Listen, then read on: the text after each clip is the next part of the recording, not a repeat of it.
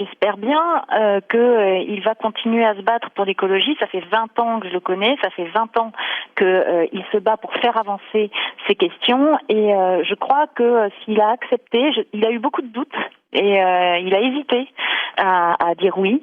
Mais s'il a accepté, c'est certainement qu'il a réussi à négocier qu'on puisse passer à l'étape suivante et à une accélération d'une politique de transition écologique qui aujourd'hui est une urgence absolue. La question, c'est pourquoi est-ce que François de Rugy réussirait là où Nicolas Hulot a échoué, notamment dans le combat contre les lobbies? Vous parlez de l'étape d'après, c'est peut-être ça?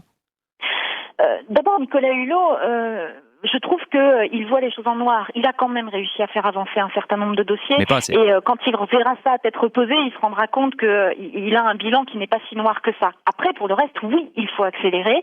Et peut-être qu'il fallait pour cela quelqu'un qui est plus un politique, c'est-à-dire quelqu'un qui connaît le fonctionnement des institutions, qui connaît justement le fonctionnement des lobbies, les batailles qu'il faut mener en coulisses.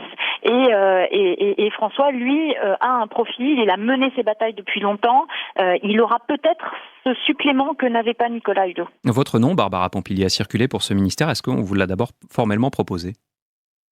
Non, évidemment, j'ai discuté avec le président de la République, on a beaucoup échangé, mais moi j'ai surtout beaucoup insisté sur les dossiers sur lesquels il fallait qu'on avance et sur lesquels il fallait qu'on change de braquet.